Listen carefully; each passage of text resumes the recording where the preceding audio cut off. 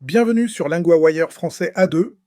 Aujourd'hui, nous avons deux histoires, le détroit d'Ormuz et un incendie d'usine en Chine. Pour vous aider à comprendre cet épisode, retrouvez les transcriptions, les traductions en anglais et le vocabulaire expliqué sur linguawire.com.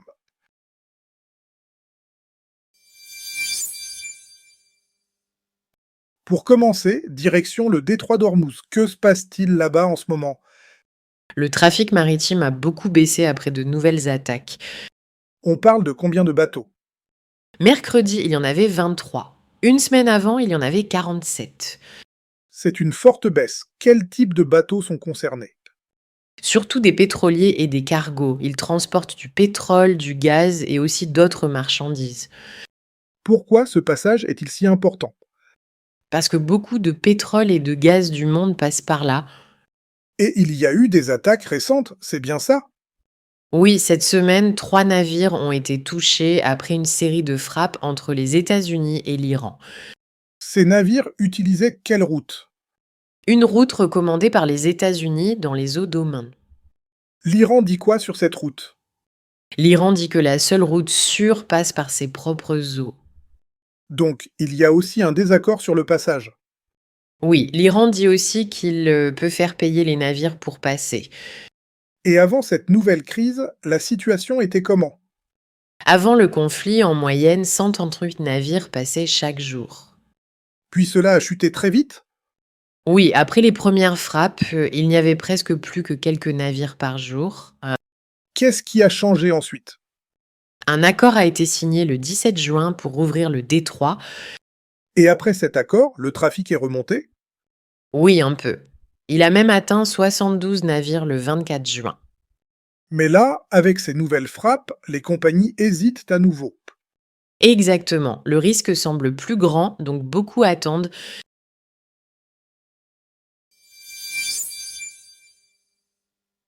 Passons maintenant à la Chine. Que sait-on de l'incendie dans cette usine? C'est un grave incendie dans une usine de chaussures à Xinjiang. Quel est le dernier bilan? Au moins 28 personnes sont mortes, selon l'agence de presse d'État. C'est très lourd. Les secours ont-ils pu agir vite?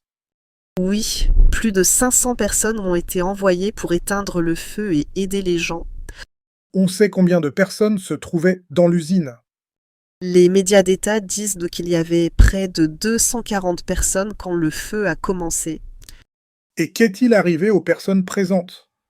13 personnes ont été évacuées, mais 2 sont mortes plus tard à l'hôpital. Et les autres personnes portées disparues? 26 personnes, d'abord manquantes, ont été retrouvées mortes. On sait d'où est parti le feu? Pas encore. Les autorités n'ont pas donné cette information. Le président Xi Jinping a réagi, je crois? Oui, il a parlé de grosses pertes humaines et a demandé que les responsables soient strictement tenus pour responsables. Donc, il y aura sûrement une enquête? C'est probable.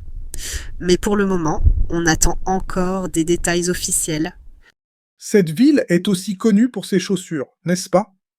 Oui, Xinjiang est souvent appelée la capitale de la chaussure en Chine. Et elle produit beaucoup de chaussures? Selon les informations données, la ville fabrique environ 20% des chaussures de sport du monde. Ce chiffre aide à comprendre l'importance du lieu. Oui, et il montre aussi pourquoi cette usine attire autant d'attention.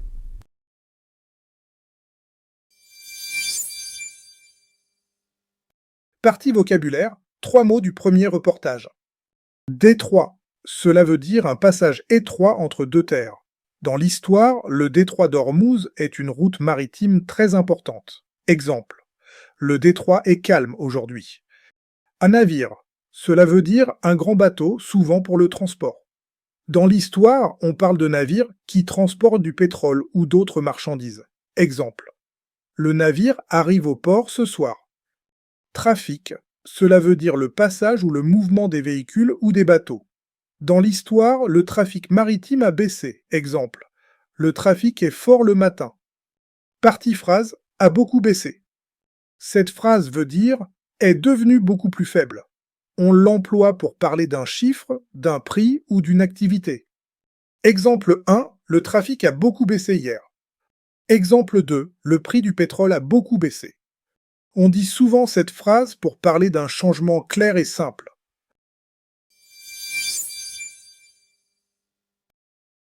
Want more than 2 stories a day? Sign up at linguawired.com for the free daily digest. 4 short stories in French with English translations, matched to your level, in your inbox every morning.